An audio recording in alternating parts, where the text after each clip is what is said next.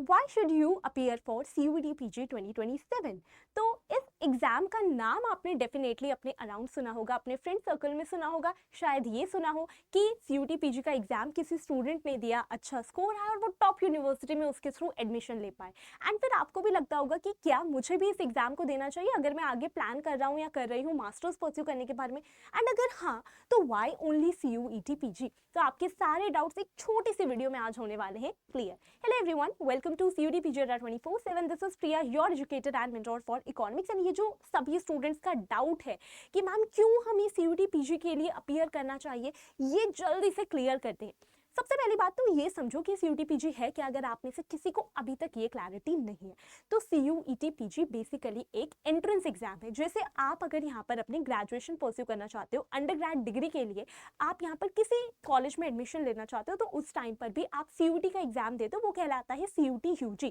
Similarly एक होता है CUET PG। अगर आप मास्टर्स लेवल कोर्सेज में एडमिशन लेना चाहते हो तो उसके लिए एक एंट्रेंस एग्जाम है। बेसिकली सिंपल सा लॉजिक है कि आप जिस सब्जेक्ट में मास्टर्स परस्यू करना चाहते हो उस सब्जेक्ट के लिए आप एग्जाम दोगे, जो भी आपका स्कोर आएगा उस स्कोर के बेसिस पर 1 2 3 4 सिर्फ इतनी सी यूनिवर्सिटी नहीं बल्कि बहुत सारी यूनिवर्सिटीज हैं जो आपके CUET PG का स्कोर एक्सेप्ट करते हुए आपको एडमिशन दे रही होती हैं।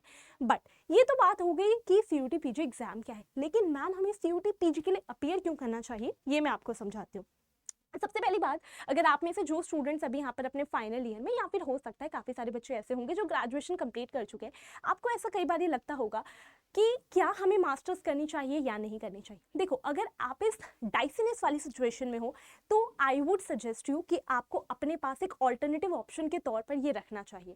ऐसा हो सकता है कि आपके कुछ अदर प्लान्स हो अपनी ग्रेजुएशन कंप्लीट करने के बाद, बट एटलीस्ट आप इस एग्जाम में एक बारी अपीयर करने के लिए प्रैक्टिस कर सकते हैं, प्रिपरेशन कर सकते हैं, सो दैट कि अगर आपका एक अच्छा स्कोर आए और एंड में आपको फिर ऐसा लगे या फिर ग्रेजुएशन जब आपकी कंप्लीट होती है तब आपको ऐसा लगे कि नहीं, मन तो कर रहा है या फिर हमारे डिजायर है कि मास्टर्स को हमें यहाँ पे परस्यू करना है, तो उस सिचुएशन में ऐसा ना हो कि फिर आपको एक साल अपना दोबारा से देना पड़े और पूरा एक साल वेट करना पड़े फिर इस एग्जाम को देने के लिए। सो इट्स बेटर कि अभी आप साइमल्टेनियसली या पैरेलली अपने प्रिपरेशन को स्टार्ट कर दो अपनी ग्रेजुएशन के साथ साथ, और साथ ही साथ फिर आप यहाँ पर जाकर अपना एग्जाम दे सकते हैं। और एग्जाम देने के बाद if you get a good score और आपको लगता है उसके बाद कि मुझे यहाँ पर एडमिशन लेना है, तो आप टॉप यूनिवर्सिटी जैसे DU JNU BHU यहाँ पर जाकर एडमिशन ले सकते हैं। और इसके साथ ही साथ काफ़ी सारे स्टूडेंट जो हो सकता है ये सोच रहे हो कि जैसे ही हमारी ग्रेजुएशन यहाँ कंप्लीट होगी उसके बाद से हम जाकर किसी कंपेटिटिव एग्जाम के लिए प्रिपेयर करेंगे, then also keep it as an alternative. Because कई बार ऐसा होता है कि स्टूडेंट्स का माइंड चेंज हो जाता है, उसके बाद से एक साल अलग से देकर प्रिपरेशन करने से बेटर है कि आप अभी से अपनी प्रिपरेशन करके 2027 में ही अपना ये एग्जाम दे दें। Okay, second thing is competition is increasing every year. अब आपने अपने अराउंड ये चीज ऑब्जर्व की होगी कि बहुत सारे ऐसे लोग हैं जो एटलीस्ट यहाँ पे ग्रेजुएट तो होते ही, राइट? तो अब ग्रेजुएशन बहुत ज़्यादा नॉर्मल चीज़ हो चुकी है। अगर आपको थोड़ा सा आगे बढ़ना है, आप चाहते हैं, और काफ़ी सारी अगर आप जॉब मार्केट के बारे में बात करें तो वहाँ पर भी ऐसा होता है, कंपेटिटिव एग्जाम्स में भी, कुछ पर्टिकुलर कंपेटिटिव एग्जाम्स में भी ऐसा होता है कि मास्टर्स लेवल आपकी जो क्वालिफिकेशन है वो रिक्वायर्ड होती है, जो हाई लेवल कुछ आपके एग्जाम्स होंगे। तो उस सिचुएशन में भी इफ़ यू वांट कि इस इंक्रीजिंग कंपटीशन में आप भी चाहते हैं कि आपने ग्रेजुएशन के आगे भी अपनी पढ़ाई को कंटिन्यू किया हो, आपने भी किसी अच्छी यूनिवर्सिटी से अपनी पोस्ट ग्रेजुएशन को कंप्लीट किया हो, then also CUET PG is a very good option. Because आपका जो स्कोर आएगा उसके बेसिस पर सिर्फ आप DU में जाकर एडमिशन, BHU में जाकर एडमिशन, JNU में जाकर एडमिशन नहीं ले सकते। अगर आपका स्कोर बहुत ज़्यादा हाई नहीं है तो इन यूनिवर्सिटीज़ के अलावा बहुत सारी और भी यूनिवर्सिटीज़ हैं जिनमें आप अपने एवरेज लेवल स्कोर पे एडमिशन ले सकते हैं। तो आपको यहाँ पे ईयर वेस्ट करने की ज़रूरत नहीं पड़ेगी। देन नेक्स्ट है हमारे पास, you are getting a second chance to improve your academic profile. कई बार ऐसा होता है कि जब आपने यहाँ पर जहाँ से भी अपनी ग्रेजुएशन को कंप्लीट करा, आपको ऐसा लगता है कि उस टाइम पे मुझे इतनी नॉलेज नहीं थी, जब मैं 12th क्लास में थी मुझे इतनी समझ नहीं थी, मेरा इतना अच्छा स्कोर नहीं आ पाया जो भी आपने एंट्रेंस एग्जाम दिया, तो जिसकी वजह से मुझे अच्छा कॉलेज और यूनिवर्सिटी नहीं मिल पाई। So this is the time जहाँ पर आपको दोबारा से एक अपॉर्चुनिटी मिल रही है, एक अच्छा स्कोर, क्योंकि अब आपको इतनी इन्फॉर्मेशन है अपने सब्जेक्ट के बारे में, यहाँ पे क्या क्या चीज़ें चल रही है एंट्रेंस एग्जाम से रिलेटेड, इन सारी चीज़ों के बारे में। तो आपके पास दोबारा चांस है कि आप इस बारी CUET में आप एक अच्छा स्कोर लेकर आए CUET PG के एग्जाम में, एंड उसके बेसिस पर आप टॉप यूनिवर्सिटी से जाकर अपनी मास्टर्स जिस सब्जेक्ट में आप चाहते हैं उसमें परस्यू कर सकते हैं। Then the another thing is better environment, better future opportunities. अगर स्कोर अच्छा है, एक टॉप यूनिवर्सिटी आपको मिलती है, देन डेफिनेटली आपको एक अलग तरीके का एक्सपोजर मिलता है एकेडमिक की टर्म्स में, आपको बेस्ट फैकल्टीज मिलती हैं, आपको एक अच्छी यूनिवर्सिटी में और भी बहुत सारी जो एक्टिविटीज़ हैं उसका पार्ट बनने का मौका मिलता है। और साथ ही साथ यहाँ पर अगर आप टॉप यूनिवर्सिटीज़ का पार्ट रहते हैं तो वो कहीं ना कहीं आपके प्रोफाइल में एक वैल्यू एडिशन करता है, और साथ ही साथ प्लेसमेंट अपॉर्चुनिटीज़ भी आपके पास काफ़ी ज़्यादा अच्छी रहती है। और उसके थ्रू आप जब यहाँ पर जॉब मार्केट में भी एंटर करते हैं तो आपके पास एक एज रहता है कि आपने किसी अच्छी यूनिवर्सिटी से अपने यहाँ पर पोस्ट ग्रेजुएशन को कंप्लीट किया है। Then the last thing is it can change the direction of your career. कई बार ऐसा होता है कि हम बहुत डाइसी होते हैं अपनी चीज़ों को लेके कि हमें आगे क्या करना चाहिए, बट अगर आप यहाँ पर अभी CUT PG के लिए प्रिपेयर करना स्टार्ट कर देते हैं, आप इस एग्जाम को देते हैं, आपको अच्छा स्कोर मिल जाता है। क्योंकि कई बार जब स्टूडेंट एग्जाम देते हैं तो बिल्कुल श्योर नहीं होते कि मैं अच्छा परफॉर्म कर पाऊंगा या परफॉर्म कर पाऊंगी या फिर नहीं। तो उस सिचुएशन में अगर आप एक बार अपना 100% देके अभी से प्रिपरेशन स्टार्ट कर देते हैं, क्योंकि एग्जाम आपका जाके मार्च में होगा, बट उससे पहले आपको अपना सिलेबस भी कंप्लीट करना है, रिवीजन भी करनी है, प्रैक्टिस भी करनी है। तो अगर आप अभी से अपना टाइम इन्वेस्ट करना थोड़ा थोड़ा भी शुरू करोगे तो मार्च तक जब आपका एग्जाम होता है जिस मंथ में, तब तक आपने बहुत सारी चीज़ें पढ़ ली होंगी। So it can give the direction to your career कि आप आगे क्या करना चाहते हो सकता है कि आपको उसकी जो डायरेक्शन है वो अपनी मास्टर्स जब आप एक अच्छी यूनिवर्सिटी से परस्यू करें वहीं से मिल जाए, आपको कोई एक अच्छी प्लेसमेंट अपॉर्चुनिटी मिल जाए, या फिर आपको और जो आपके अराउंड का इन्वायरमेंट है उसके थ्रू भी आपको अपनी करियर गाइडेंस मिल जाए।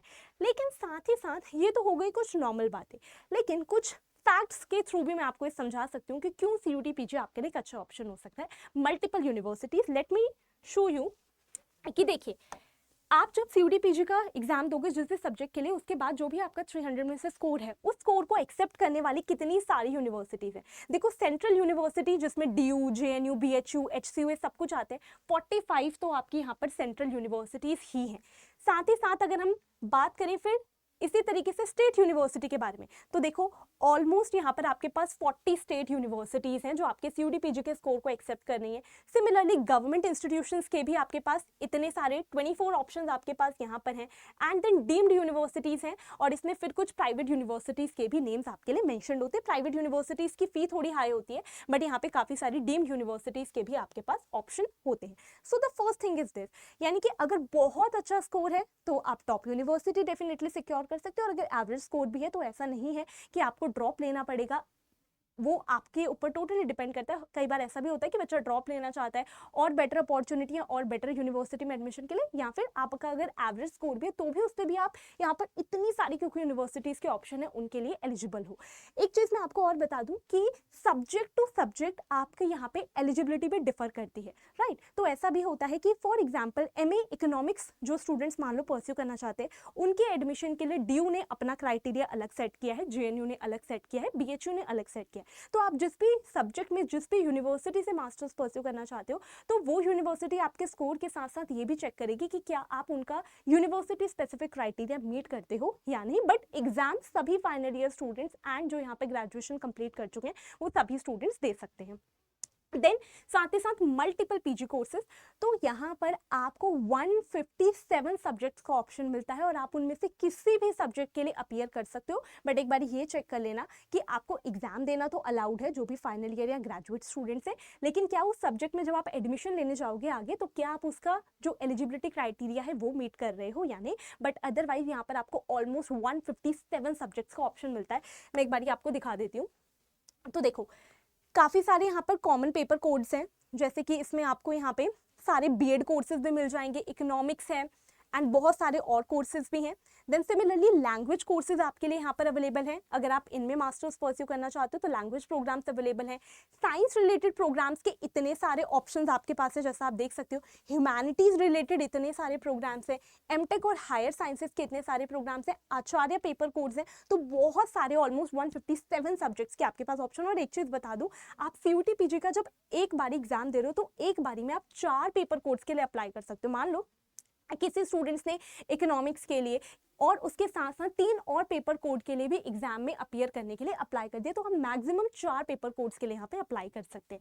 Then can appear for multiple papers, जैसा कि मैंने आपको बताया। और देखो ये एक सिंगल एग्जाम है, ये सिर्फ एक ही एग्जाम है जिसमें आपसे आपके सब्जेक्ट से रिलेटेड, जिस भी सब्जेक्ट के लिए आप अपीयर कर रहे हो उससे रिलेटेड 75 क्वेश्चंस पूछे जा रहे हैं, और एक एग्जाम के बेसिस पर आप मल्टीपल यूनिवर्सिटीज़ में एडमिशन लेने के लिए एलिजिबल हो जा रहे हो। और इसी एग्जाम को मान लो जो भी स्टूडेंट 2027 में एग्जाम दे रहे हैं, आप एक से ज़्यादा सब्जेक्ट के लिए अगर अपीयर करना चाहते हो तो वो भी आप सेम ही एक ही बारी का जो एग्जाम हो रहा है उसी में आप अपीयर कर सकते हो। एग्जाम अलग अलग डेज पे होंगे, बट आपके पास ऑप्शन है कि आप एक से ज़्यादा पेपर कोर्स के लिए भी अपीयर कर सकते हो। और फिर जिस भी पेपर में आपका अच्छा स्कोर है या जिस भी पेपर में आप आगे अपनी मास्टर्स परस्यू करना चाहते हो सब्जेक्ट में, उसे आप फिर अपने अकॉर्डिंग चूज कर सकते हो। ओके, सो आई होप इतना डाउट सभी स्टूडेंट्स का यहाँ पर एकदम क्लियर हो चुका होगा that why should you choose और why should you appear for CUET PG 2027। तो जो भी 2027 में अपने यहाँ पर एग्जाम देना चाहते हैं उन्हें अभी से अपनी प्रिपरेशन स्टार्ट कर देनी चाहिए। अपना सिलेबस देख लो, प्रीवियस ईयर पेपर्स देख लो, एग्जाम पैटर्न समझ लो,